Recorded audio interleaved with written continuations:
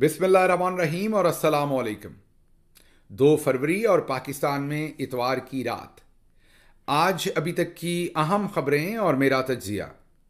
सबसे पहली खबर आपके सामने इटली के शहर ब्रेशिया से रखते हैं, जहां पर आज हजारों पाकिस्तानियों ने शदीद तनाव के माहौल में बाहर निकलकर फ्री इमरान खान का नारा लगाया। अब ये शदीद तनाव क्या है, उसकी कुछ वीडियोस लीक हुई हैं, कुछ सबूत हैं, वो मैं आपके सामने अभी रखूंगा और आपको अंदाज़ा होगा कि पाकिस्तान के अंदर ही फस्तायत नहीं है, पाकिस्तान के बाहर भी कैसी फस्तायत बर्पा की जाती है। एक तरफ ब्रेशिया के जो पाकिस्तानी हैं, अगर उन्होंने ब्रेशिया को, जो इटली का शहर है, एक पाकिस्तानी शहर बना डाला, क्योंकि वो इतनी बड़ी तादाद में आए कि ऐसे लग रहा था कि शायद गुजरांवाला है या गुजरात है या लाहौर है या फैसलाबाद है या स्वाबी है या सिब्बी है। मीन ऐसा लग रहा था कि कोई पाकिस्तानी शहर है। लेकिन दूसरी तरफ पाकिस्तान की इंटेलिजेंस एजेंसीज ने भी इटली के शहर ब्रेशिया में रहने वाले पाकिस्तानियों पर बिल्कुल वैसा ही जुल्म किया जैसा वो पाकिस्तान के अंदर जारी रखे हुए हैं। वीडियो सबूत आपके सामने रखेंगे, लेकिन सबसे पहले ये बता दूं कि मेरे लिए खुशगवार हैरत भी थी और बहुत खुशी की बात भी थी कि आज इस तमाम इस्तराब के अंदर, इस तमाम तनाव के अंदर भी जो इटली के शहर ब्रेशिया और पूरे इटली में रहने वाले पाकिस्तानी हैं, उन्होंने इस प्रेशर को रद्द कर दिया। उन्होंने बजाय इसके कि वो इस ब्लैकमेलिंग की वजह से इस प्रोटेस्ट में ना आते, उन्होंने ब्लैकमेलिंग को इनकार किया, अपने घर वालों की कुर्बानी दी और बड़ी तादाद में बाहर निकलकर फ्री इमरान खान का नारा लगाया। जो यहाँ की लोकल अथॉरिटीज़ थी, पुलिस थी, यहाँ पर प्रेस थी, उनसे भी जो मेरी बातचीत हुई, वो भी सब हैरान थे कि इतनी बड़ी तादाद में लोग कैसे निकल आते हैं। इससे पहले भी याद कीजिए कि बार्सिलोना स्पेन में एक बहुत बड़ा इज्तिमा हुआ था और इसी तरह से ब्रेशिया में भी पहले एक बड़ा इज्तिमा हो चुका है। तो एक तो मैं सबसे पहले ओवरसीज़ पाकिस्तानी जो है उनको जनरली, और आज ब्रेशिया और इटली के पाकिस्तानियों को स्पेसिफिकली मुबारकबाद देता हूँ कि वो इस फस्तायत में भी इमरान खान के साथ खड़े हैं, पाकिस्तानी अवाम के साथ खड़े हैं, पाकिस्तान में जमहूरियत, रूल ऑफ लॉ और फ्रीडम ऑफ स्पीच के साथ खड़े हैं। दूसरी शुक्रिया मैं ये भी अदा करूँगा जो इटालियन गवर्नमेंट है, जिस तरीके से उन्होंने सिक्योरिटी और पुलिस और तमाम चीज़ों का बंदोबस्त किया और कोशिश की कि वहाँ पर मुकम्मल सिक्योरिटी भी प्रोवाइड हो। और मेरी सिक्योरिटी के बारे में भी उनको कुछ खदशात थे, उनके पास कुछ इतलात थी। उन्होंने उस प्रोटेस्ट में जाते हुए भी और वहाँ से निकल के भी महफूज मकाम तक मुझे खसूसी सिक्योरिटी प्रोवाइड की और बताया भी कि अगर उसके बाद भी मैंने बाहर जाना है तो उनकी पुलिस की सिक्योरिटी मेरे साथ होगी, क्योंकि उनके पास गालिबन ठोस इतला है कि किसी किस्म की कोई ऐसी सूरत हाल बनाई जा सकती है यहाँ पर जिससे मामलात ख़राब किए जाएं। अच्छा, अब मैं आता हूँ जो तनाव के माहौल की मैंने आपको बात बताई। अब इटली के इस शहर में क्योंकि एक पहले ही बहुत बड़ा इज्तिमा हो चुका था, अब जब मेरे यहाँ पर विज़िट को अनाउंस किया गया, जिस पे मैंने आपको कल भी बताया था कि मैं मीडिया से भी मिल रहा हूँ, मेंबर पार्लियामेंट जो है उनसे भी मिल रहा हूँ, इंसानी हकूक़ की तंजीमों से भी मिल रहा हूँ, यूनिवर्सिटीज़ के जो सीनियर मैनेजमेंट है उनसे भी मिल रहा हूँ, यहाँ पर जो इंसानी हकूक़ और दूसरी NGOs हैं उनसे भी मिल रहा हूँ, ताकि ये जो यूरोपीय यूनियन का फोरम है और स्पेशली यूरोपियन पार्लियामेंट का फोरम है, उसको भरपूर इस्तेमाल किया जा सके पाकिस्तानियों को हकूक़ दिलवाने के लिए। उसमें ज़ाहिर है तमाम ही लोग, तमाम ही मुल्क इम्पॉर्टेंट हैं, इसलिए कोशिश मेरी होती है कि जब भी मैं अमेरिका से आ सकूं तो कम से कम 2 मुल्कों के डिफरेंट जो महकमे हैं और डिफरेंट जो आवाज़ें रखने वाले सेगमेंट्स हैं उनसे मिलूं, ताकि यहाँ से भी हमें कोई कमक मिले इंसानी हकूक़ की जो खिलाफ वर्जियाँ हो रही हैं उनको रोकने को। लेकिन इस दफ़ा एक अजीब ही मंज़र देखने को मिला और वो मंज़र मैं अभी आपको दिखाऊंगा आपकी स्क्रीनों पर। वो ये कि जैसे ही मेरे इस प्रोटेस्ट का ऐलान हुआ तो फ़ौरन ही जो पाकिस्तानी एम्बेसी है यहाँ पर, उनमें शायद कोई कर्नल साहब को भी भेजा हुआ है और ये सारी ही एम्बेसीज़ के अंदर कहीं ना कहीं कोई ना कोई मिलिट्री साइड से एक ऑफिसर अब खुसूसी तौर पर भेजा हुआ है हर जगह पर। उन्होंने लोगों को एंगेज करना शुरू किया और कई जगहों पर तो बाकायदा धमकियाँ दी गई कि आपने ऐसे किसी प्रोटेस्ट का हिस्सा नहीं बनना, अगर बनेंगे तो फिर आप पर ज़मीन तंग कर देंगे। अच्छा, लोगों ने सोचा कि अमूमी तौर पर धमकियों की हद तक होगा, लेकिन स्पेशली जो ये वाली प्रोटेस्ट थी, इसमें खसूसी तौर पर कुछ लोगों को टारगेट किया गया और जिनके बारे में उनको खदशा था कि शायद वो प्रोटेस्ट में बहुत ज़्यादा इंतज़ामात कर रहे हैं, शायद बहुत सारे लोगों को उन्होंने लेके आना है। पीछे पाकिस्तान में उनके घर में से बुज़ुर्गों को उठा लिया, उनके घर वालों को उठा लिया और डिमांड एक थी कि आप वीडियो मैसेज दें और इस प्रोटेस्ट से अपने आप को दूर करें। अब ये तकरीबन दर्जन भर के करीब ऐसे लोग थे जिनके साथ ये सब कुछ किया गया। इनमें से कुछ लोगों ने तो इनकार कर दिया, कुछ लोगों के ऐसे अजीज रिश्तेदार उठा लिए जो वो इनकार नहीं कर सकते थे। मतलब इनमें से एक बंदे को बताया गया कि आपकी वालदा को भी गिरफ्तार कर लेंगे।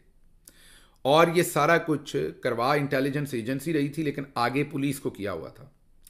और कुछ घरों के अंदर जाकर तोड़फोड़ भी की, वहाँ पर जाकर उनका फर्नीचर तोड़ा, घर वालों को जदोकोब किया और कुछ के घर वालों को उठा लिया। उसके बाद कुछ स्टेटमेंट्स ली गई और फिर वो स्टेटमेंट्स खुद से इंटेलिजेंस एजेंसीज की तरफ से लीक की गई। जी हाँ, ताकि खौफ व हरास फैले और लोग इस प्रोटेस्ट में ना आए।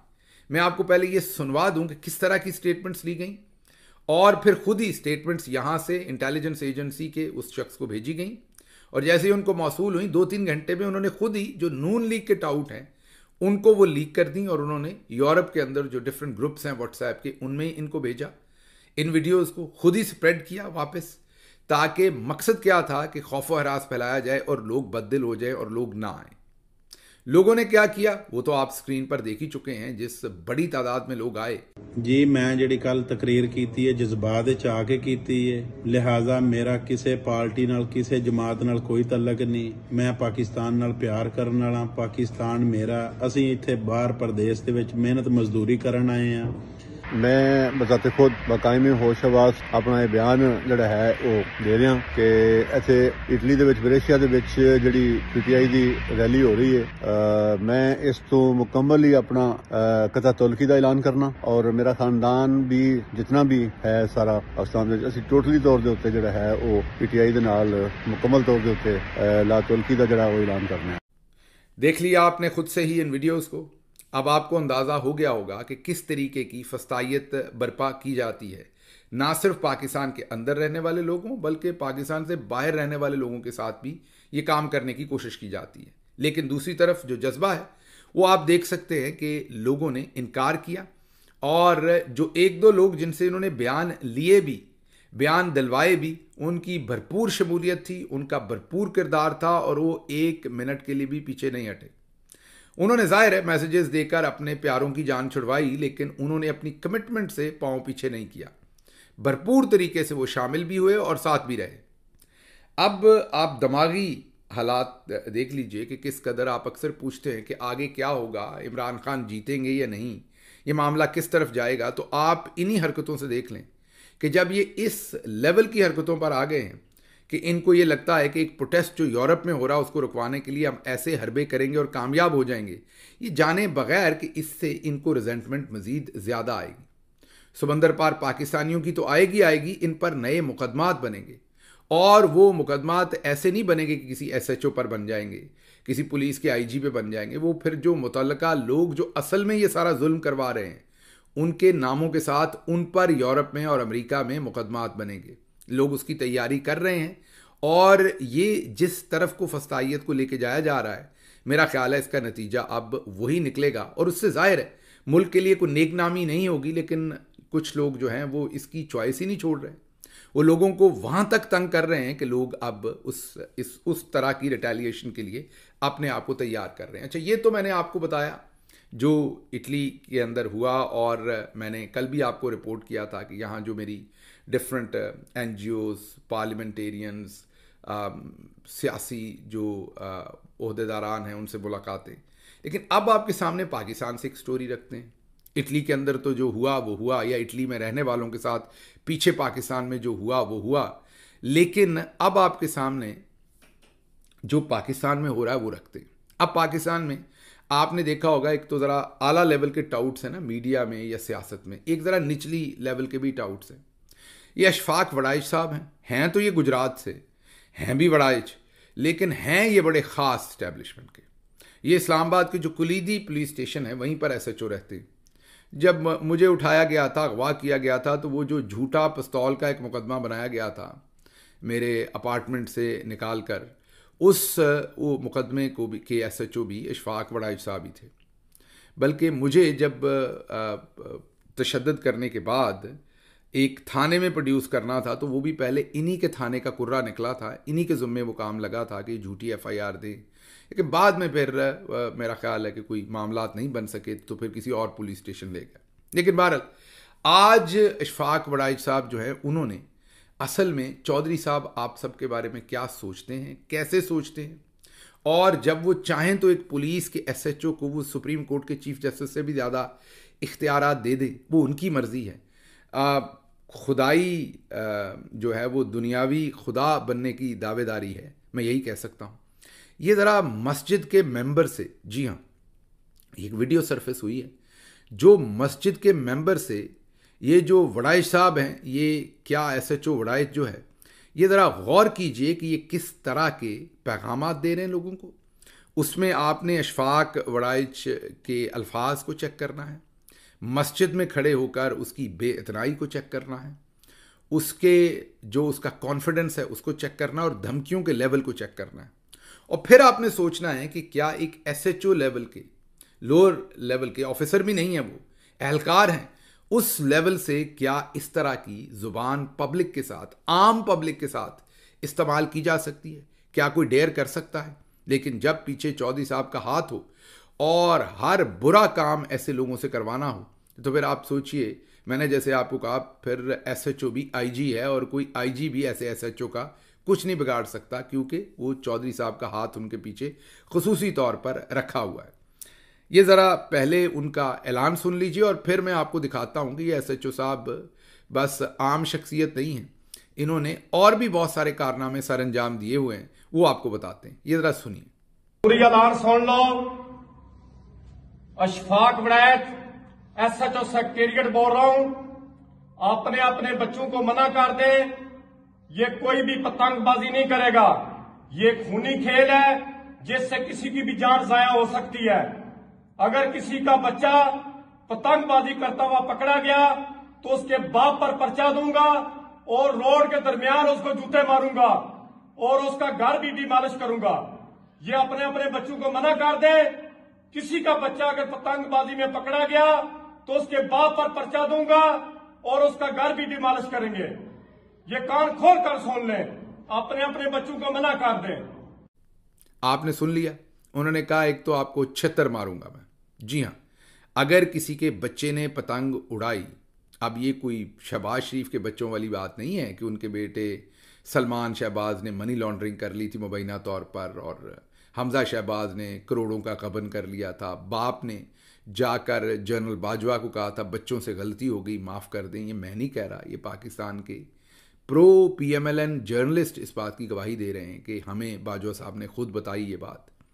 तो ये वो वाली गलती नहीं है, ये आम आदमी के बच्चे की बात हो रही है। शहबाज शरीफ के बच्चों को तो अरबों की मनी लॉन्ड्रिंग की भी माफ़ी मिल जाएगी, या नवाज शरीफ की बेटी तो कहेगी कि नारे लगवाएगी कि ये जो दहशत गर्दी है इसके पीछे वर्दी है, उसकी भी माफ़ी मिल जाएगी।